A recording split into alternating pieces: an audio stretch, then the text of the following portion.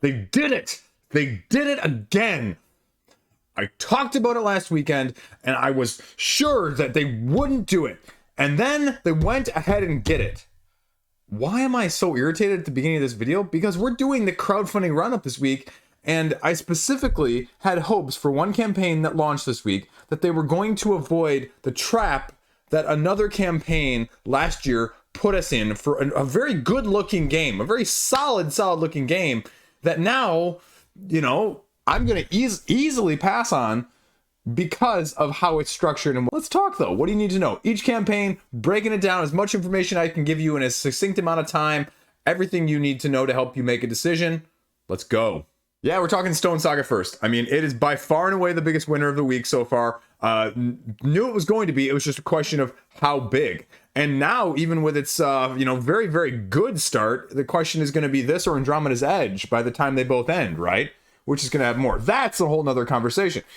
Tricky thing you need to know here. Early 72-hour pledge. If you're watching this video, you're already out of luck. But in case you tuned in earlier, you're getting something extra. Now, OOMM has gone with another of these open world, a little bit more zen, but also slightly differently cooperative games. In the line of Mythwind, but now it is more Stone Age-esque. Survival, cooperative, just stay alive, build, forage, grab resources, action, optimization, management style of things. Check out my video. I'll throw it above. The gist of it, though, is you have these hex-based tiles that have various icons on them, not in the form of icons, but geography shapes, rivers, hills, land, just that there are going to be different things on there that you can interact with. And based on how you want to interact with them, you're going to be drawing cards from a deck. How many? In what order, in what shape and form they go together, well, that depends on which action you take. You only have a certain amount of energy each round, day, night, if you will, and then you gather your resources from whatever action you have gone to, put them on your little player board in a Diablo, if you're familiar with that PC game-esque action, where you have to literally fit the piece in the slotted area or you can't keep it, which is a clever mechanism that we haven't seen before, but I could also see it being frustrating. So not only is it a energy action optimization, you also have a resource optimization. So more is not necessarily better if there are resources that you can't use more of.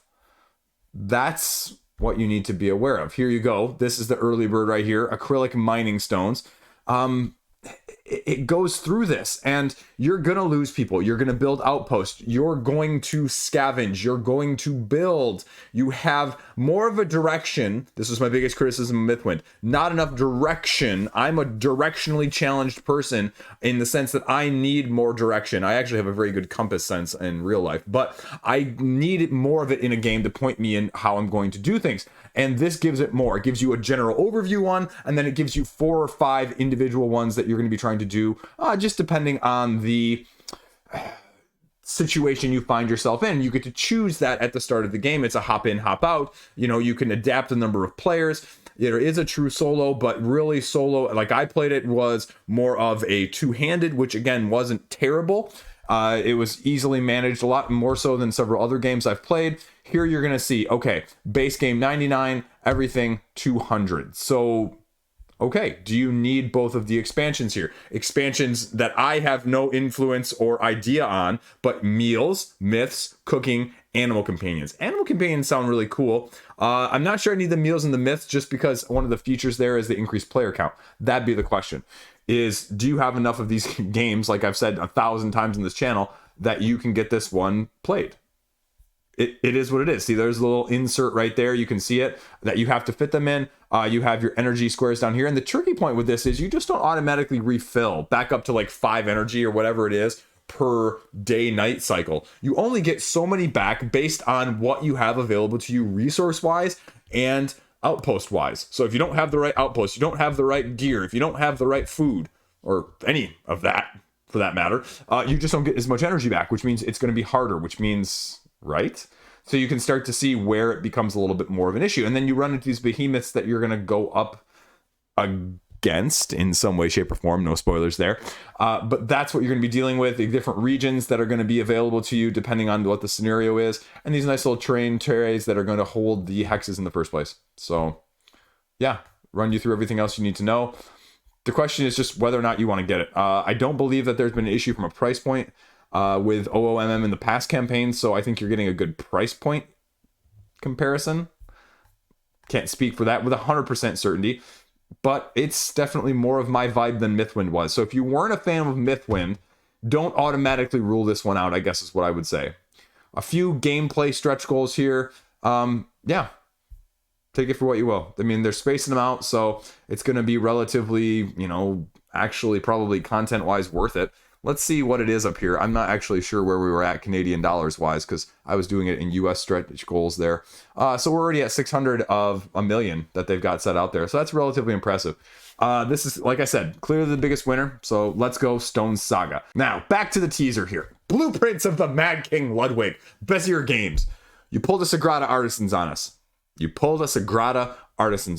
I think this looks like a fantastic version of Mad King Ludwig. I do not like the overhead and the setup teardown that goes with Mad King Ludwig. I don't. Immediate turn off once I played it. I thought it was an ideal game until I actually got it played. And I said, what? You're doing a roll and write of this? This looks like a game that would be awesomely adapted from a Tetris tile laying standpoint. And I said, yes! And then, you're drawing rooms, you're completing the entrances, abilities, adding, removing doors, bonus cards, extra turns, King's Favor, Royal Decrees, matching all that. I mean, that's not just a regular roll and write, right? Those are half-filled squares and angles. And I mean, that just, a little bit of a next step up in terms of difficulty, but not adding a whole lot more overhead. Man, I think that looks really cool. Okay, paid preview, retail, deluxe. Oh, deluxe? What's that down there at the deluxe? Game trays, castle pencil sharpener, neoprene playmat, castle eraser. What the deuce, Batman? Why would I pay $70 for that stuff to be included? Because the difference between this $40 and $70 is not $30 worth of other stuff, right? It's not.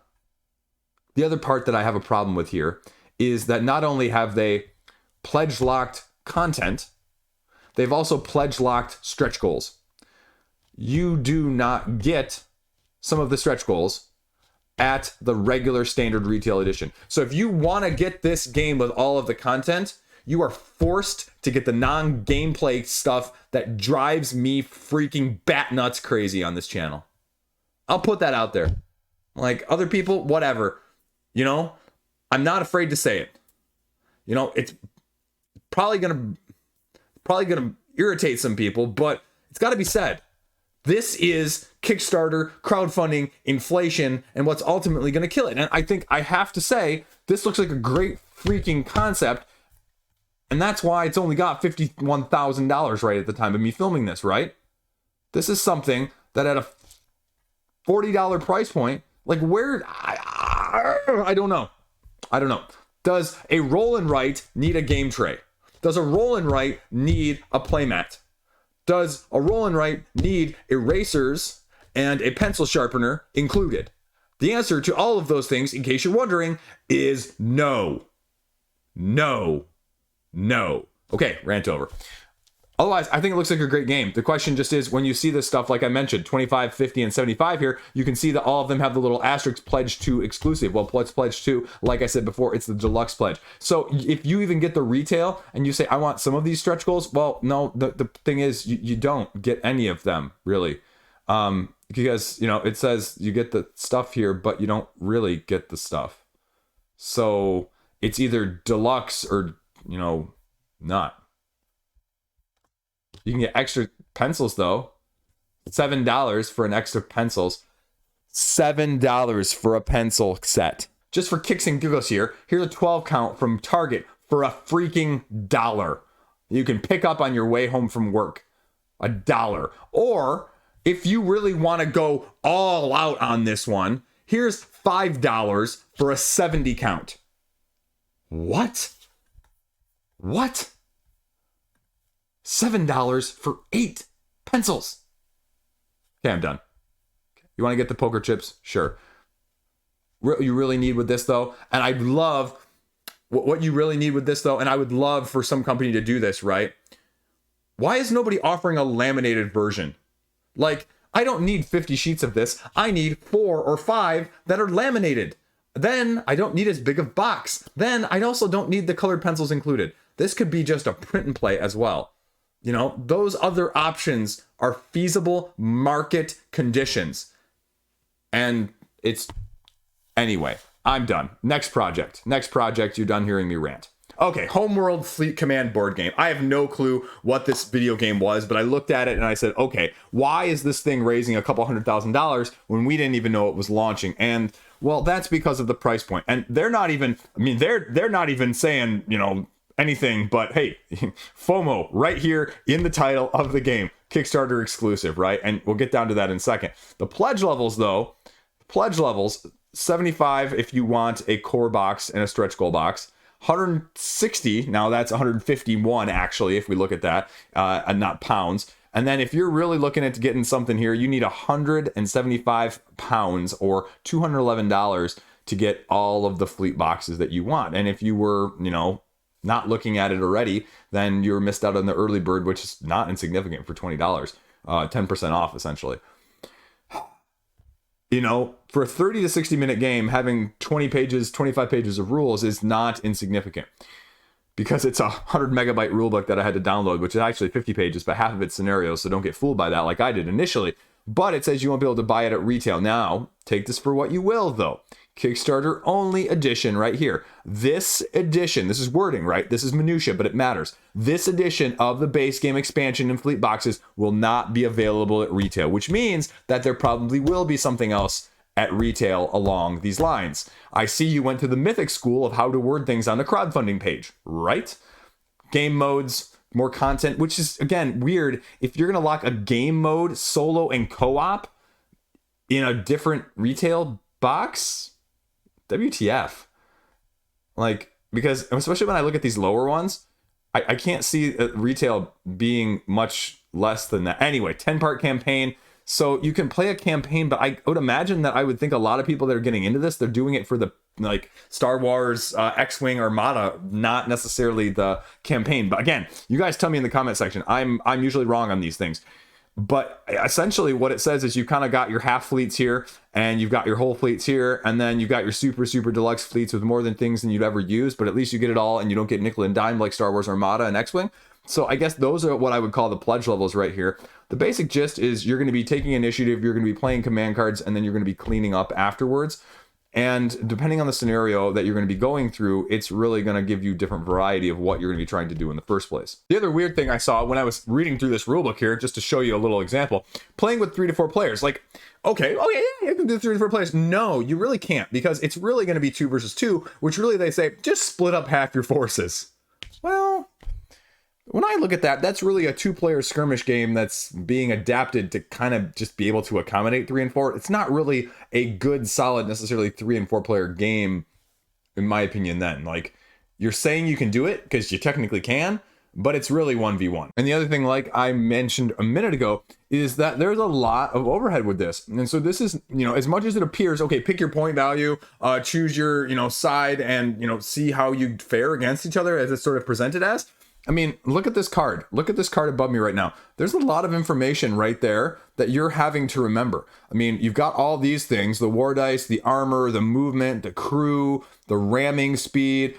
You've got a bunch of this other stuff that doesn't even fit on this page on the rule book that they're going through here, the unit colors, the unit names, which icons matter, the unit strength, the weapons listings of how they're going to be. I mean, so there's a lot of overhead with this. So this is not going to be necessarily as deceptively simple to get to the table as you might hope it would be. And that would probably be my biggest concern.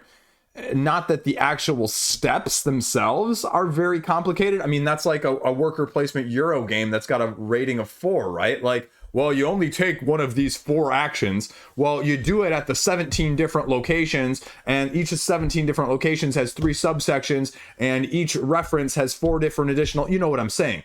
And that's sort of what it gives here, right? You're drawing these command cards, and then the number on the cards can't exceed, okay.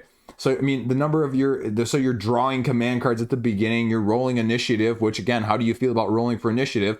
Playing said command cards and then cleaning up afterwards and do, you know, units activating, you know, in that command phase. that's the gist of it. But for this, I mean, I guess in a good way, you know, you're not going out and piecemealing, like I mentioned, the FFG Star Wars Armada, pick your poison faction sort of thing, right? You've got 2 fully semi-fleshed out complete factions that you can go for $250. But, you know, it is what it is too. So is it going to be as good? Is it going to be as adaptable?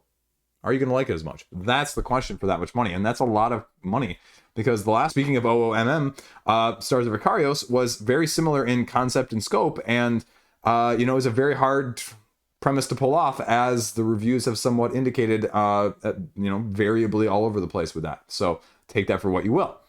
Now, my other pick of the week, Chomp, Sale, Couture, and Mindspace. Yeah. Chomp and Sale. I said these 2 were the ones I was looking at heavily before the campaign. And board game tables, ALLPLAY now.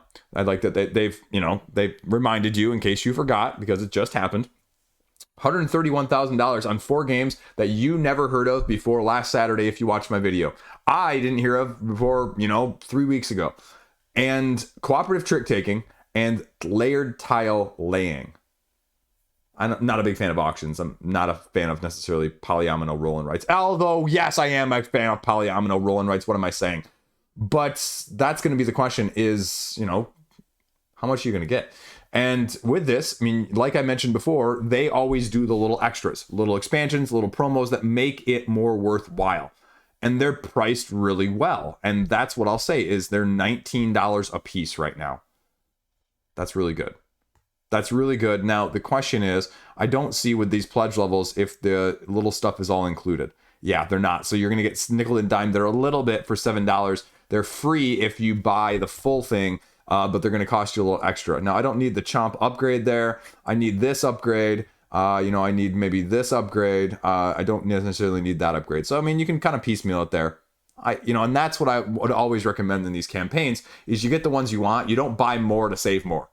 If you buy more to save more, you're still spending more. Okay, now let's get on to the game. So this is the one that I was talking about, Chomp. Each turn, on 8 turns, you take a goal card, and that's just going to overlap in terms of how you're building your tableau, essentially, right? And then you have Sail, which is a 2-player cooperative trick-taking game. When you play cards, it's going to steer your boat and, you know, either avoid or fight the Kraken, depending on how you want to do that. Couture, as we mentioned, simultaneous auction bidding, in Mindspace, which is a polyomino roll and write, which again, gosh darn it, I was really set just to do Couture. Gosh darn it, I was really just set to do Chomp and Sale, and now Mindspace has got me interested, right? So here's Chomp when I talked about it, right? You have rows of 3 goal cards and 3 dino cards. You get the goals, it directs your strategy. If you take a dino, though, it adds to your land, and you're trying to form herds depending on how you go. And obviously, more points, more herds. You can see the combination of things that you're going to do there. I mean, it reminds me just of a more simplified version of 9-Minute Kingdom up there right behind me, only with dinosaurs. This is probably the one I need to look in a little bit more of the rules. And flyers and scavengers are just going to give you more variability. Component upgrade, don't need that. That's okay. And then you're just building back and forth. It's relatively straightforward. And then Sail. Sail is the one that's probably, of these 4, this is my personal favorite because 2-player cooperative trick taking. I mean, like, the combination of those 3 does not go together ever. And so the fact that they've done this and it looks really good, you just go and back and forth until one of you wins 4 rounds. You're playing cards that have to have icons matching the ones that your partner plays without knowing what your partner's going to play. If you match them correctly, you can move your ship and or fight the Kraken. But if you get the wrong pair, makes the Kraken attacking. Space Kraken. Anyway, if you remember, if you know from this channel, if you've been around that long. But I also love this aesthetic too. I think this aesthetic is really cool. The expansion, new map configurations, and new powers. So if nothing else, I'm gonna get that one. I don't necessarily know if I need the component upgrade, but they look cool. But you know me, not big gameplay there. Although when you look at it like that, it does make it, no, I don't need, anyway. So this is what you're doing, right? And it just looks cool. I think you should really check these out. Couture here is another one as a fashion model hitting the runway. What you're gonna be doing in 3 different cities all at the same time, you're making secret bids using influence cards. If you bid the most in that city, you get the first pick in that city, second, third, whatever, etc. And some of the cards that you're gonna be collecting at these places not only are gonna give you points, but they're gonna give you influence cards, which potentially also give you more bidding power later on. 7 rounds of this, rinse and repeat. And then we go down, we get a little, upgrade, determine city, complete sets, score points at the end. And then you have Mindspace. Mindspace, 1 to 5 players, 30 minutes. And what you're doing here, again, is a polyomino roll and write. So you have 5 different types of cards that are going to be available to you, 5 dice assigned to those colors, which assign shapes. And then, depending on how you use them over 12 rounds, you're going to be getting objectives and goals completed here. You have a little bit of extra add-on there as well. And the tricky part here is you have the dice that are going to assign colors as you're rolling them and as you have a selection out here in the middle.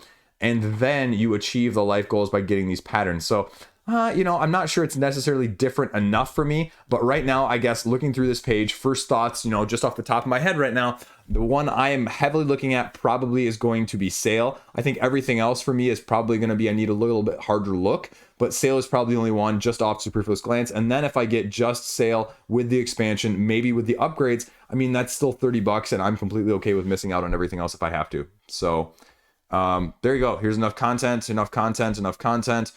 can check out what it is here. Again, get what you want. They've got some of their old stuff here available as well. Not old stuff, but their stuff from previous campaigns, and shipping's only going to be $4 no matter how many you get. All of them, just the ones from this campaign, or even just one of them. So if you're only going to go in like me, well, whatever, but you're going to get big savings. So they put out a good product. They put out a good crowdfunding product. They put out an incentive to get it on crowdfunding. So there's a reason why this is only going to go up, and this is the reason why all of their last 3, 4, 5, 6 campaigns have all broken triple 6 digits. There you go. Speaking of things though, just a second. No rule books on this one. No rule book on this one. There was the rule book on this one. No rule book on this one. And I think there was a rule book on this one. So why? Anyway, Set a Watch. This is 2 new expansions, standalone expansions for Set a Watch. Set a Watch, it basically is you're a group of heroes and you're sitting around a campfire, and at the campfire you do an activity, generating resources or whatever else it can do there. And then a monster comes up to the camp and you have to defend against the monster. But you can buy gear, things that go along with you, and then you can take various actions afterwards and then rinse and repeat. You have to make it through a certain number of rounds alive. 1 to 4 player game, cooperative, more of an adventure puzzle-esque game. And so they're giving you 4 new types of adventures in this each expansion, I believe here. And then as well as new ability cards, new location cards, and a few stretch goals as well that they say they're actually holding a little bit closer to the vest so that you can be surprised of some of the content when you actually get it. The problem is if you want to get both of them, it's going to cost you a pretty penny, $76. And that's not insignificant. Now, do you need both of them? Are they drastically enough different? That's the thing I can't tell. As someone who has not actually played the game, yeah, I have no idea. An expansion that adds something, a nice playmat, some coins. Okay, great. Like I mentioned, the camp phase where you're going to be earning coin, taking actions, merchant phase where you're going to be buying stuff. Then you're going to be attacking or defending against creatures, abilities, and then going to a new location, rinse and repeat. Funny thing though, I was looking down here, they run through the 4 that are new, Fire Sorceress being my favorite along with the Earth Golem. I was looking down here and they run through a little bit more. This quote right here, right? One of the 12 board games we're most excited for at Gen Con 2018. Anyway, I'm going to assume that's an oversight or a misspelling. Rock Manor Games put out a solid product. If people didn't like it this much, it wouldn't be getting $132,000 in the first 24 hours. So you know what? There you go. Check it out. Set a Watch, the 2 new expansions that are standalone. Next up, Sleeper Hit of the Week here. Tricktakers Kings. Now, this is by the original Tricktakers, which is also going to be apparently brought over to North America as well, which is thought of as a very highly rated trick-taking game per the Board Game Geek forums and trick-taking guild discussions. But this has raised already $12,000. And so if you don't think that's a good testament to a good game, you know, again, take a look-see here. This is a slightly different version of a trick-taking game where obviously you have your different ranks of trump and you're going to be trying to take a certain amount of tricks, but there's also a bidding element that goes along with it, as well as asymmetric cards that are going to have special powers as you're going along. Kings, queens, jacks, and the other big difference here is you're not getting randomly dealt cards. You are actually getting to draft in a snake draft fashion at the beginning of every round the cards that are in your hand. And so you're going to be able to see, okay, what am I getting? What are the other people getting? What's out there? How are these going to be interacting? How am I going to be able to use these? You know, trying to remember maybe a little bit of what your other partners, or the other opponents, I should say, have in their hand in the first place. And then before you play, you have to bid. And so how well you bid is going to affect your end game round scoring conditions. So here you go. They check out the bidding. It tells you even variable bidding amounts depending on which ones you're bidding on. And that's it, right? A 3-round game. Sorry, 3-round game there. And they run you through everything in your hand, everything that you need to know. A little bit of a deluxeified version here is still only going to be $35, and that gets you basically upgraded cards, I believe. I'm not sure if these are anything special in terms of different gameplay content, because there's $100 either way, but it gets you a wooden koken as well. So take that for what you will, but if you just want the $20 version, if you are a trick-taking fan, I'd say definitely get this one, because it's not going to be able to be easily obtained in the secondary market at all. So if you have interest in that, it's by the original designer, I think, of Tricktakers. So give it a heavy look-see. I think it's definitely something that you should have your eye on if you're looking for something different sleeper hit-wise, especially if you have any interest whatsoever in trick-taking. There you go. Next up, we have Degenerates, The Hand of Doom. This 5th edition game is coming back to crowdfunding. It sort of did a whole 180 on me, if you will. 360, right?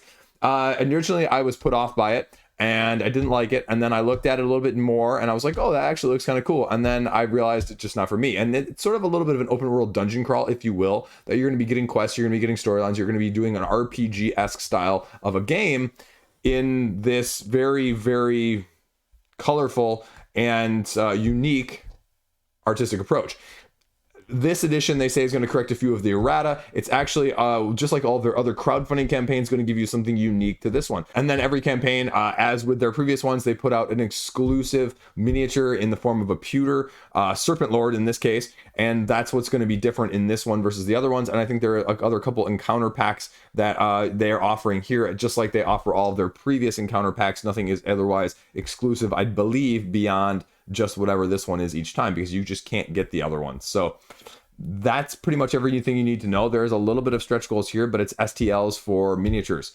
And so it's going to be just whether or not you make it or break it in terms of buying it now, because it's not widely available at retail. I think they've in the past sold some on their website, but I believe that's probably because the stock is also running low that you're starting to see a crowdfunding campaign here in the first place. $75, I don't know if that's a good price. I'm not sure it's $100 in the past at retail, but definitely with the cost of rising games, that doesn't surprise me. And they offer a whole bunch of their other non-exclusive content, gameplays, booster packs, everything else in between. Again, what makes it stand out? What makes it significantly different than other games of this ilk? You're going to have to go read a couple of reviews on this one.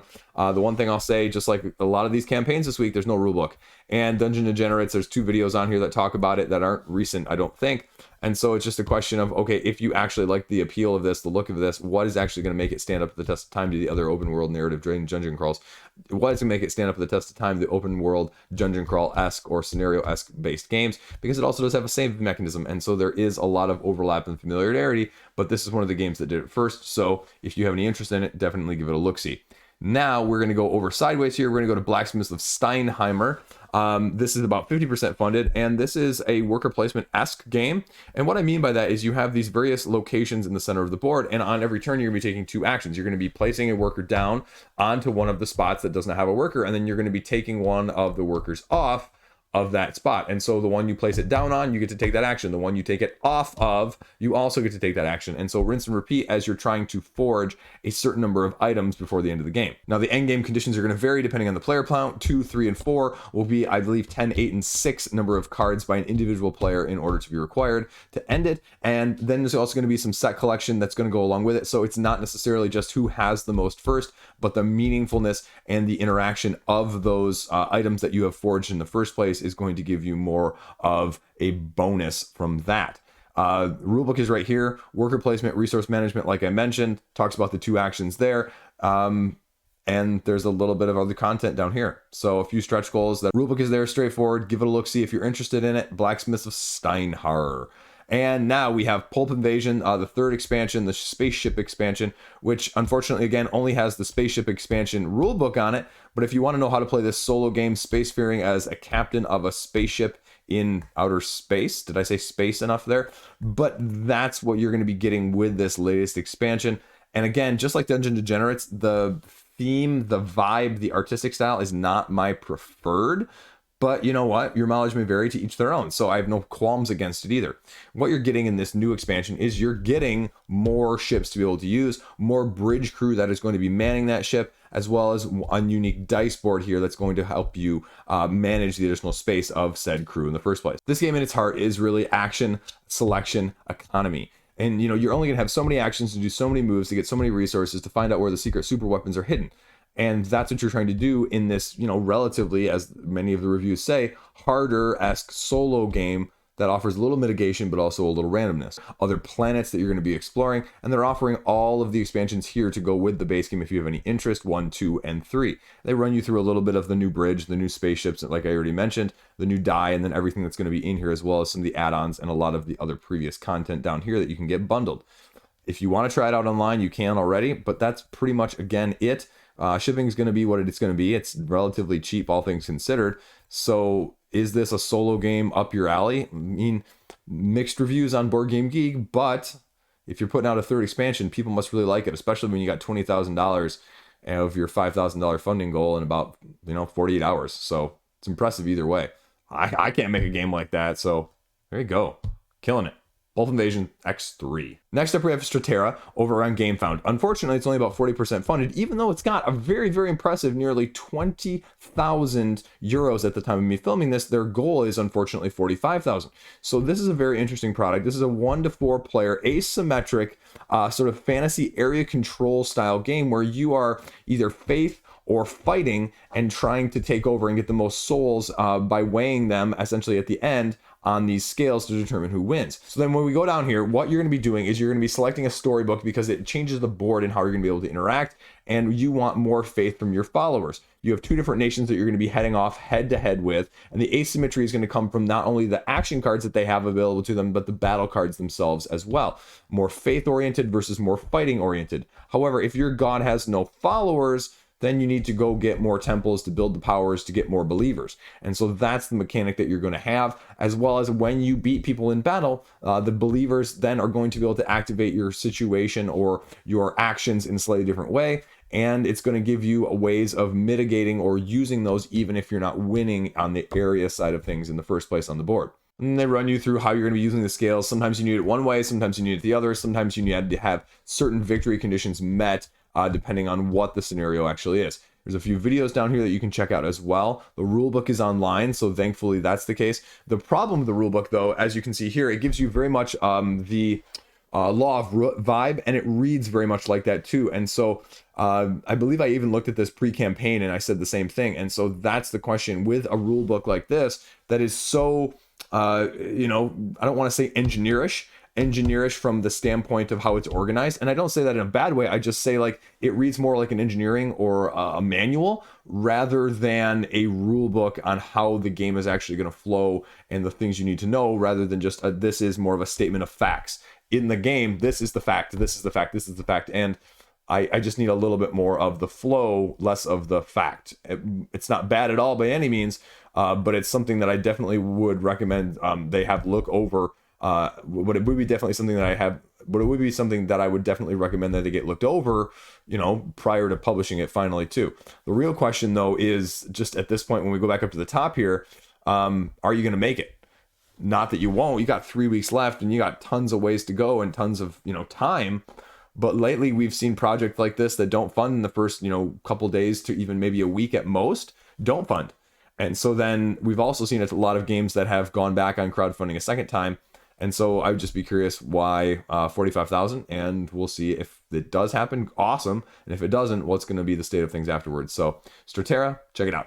There you go. That's the roundup this week. Everything you need to know, a little bit of everything in between. And as always, not too much rant, rambles, or raves. What are you backing? What aren't you backing? Why are you backing it? Why didn't you back it? What else do you want to see? What else do you want to know? A couple videos coming out in the near future of, again, I have not forgotten my top of 2022. It's just, you know, when you're trying to get in all the games of 2022, like, I'm trying to give them all a fair shot, and I wanted to make sure that some of this is not just like games I played in 2022 versus games that actually came out in 2022, because otherwise my list of like 2023 is going to have 3 or 4 games from 2022, and you don't want that either, do you? I got Street Fighter down here that I need to get played and need to get that review done in the next week, so that should be coming out well in advance, at least a week in advance, hopefully around a week in advance of the campaign, but we'll see what happens with that too. You know, I wasn't planning to get sick this past weekend either and have the stomach flu and feel like death warmed over for about 24 hours. That was awesome. Yeah, that's pretty much it. I got nothing else. I just need to get a few things played. I got my copy of Hamburg finally from Queen Games. I need to get that played, need to play some Dwellings. And we just played a new kids game the other night, a new expansion for a kids game that I'll be talking about in the near future. Looped in with a few other things, including a small box, big video of small games. You know what I'm saying there, right? Let me try this again. I'm going to be doing a video of a bunch of different small box games all in one big video, compare, contrast, rank, and a little bit in a lot. A lot in a little bit in that sense. So yeah, that's all I got going on. Got a birthday party this weekend because it was the oldest's birthday this week. Not today, the day you're watching it, but earlier in the week. So we have his formal birthday party with family this weekend. And yeah, just chilling otherwise. Kids getting some Pokemon. I ordered him a Pokemon stuffed animal from overseas. It's going to take like 3 weeks to get here. So he knows there's a present coming, like, but he doesn't know what it is. And so that'll be a nice surprise too, because otherwise they're a little staggered between like his birthday and then like 4 or 5 days later the party, and then another like 2 weeks probably before that gets here. So it'll work out nicely, I think. Maybe. I don't know. Kids, right? Kids. That's all I got. I'm rambling here at the end. Not even a good ramble either. Maybe I'll have a good ramble or rant for tomorrow's video. I'll work on it. You know me. Script this thing out every time. Stay classy. Be around.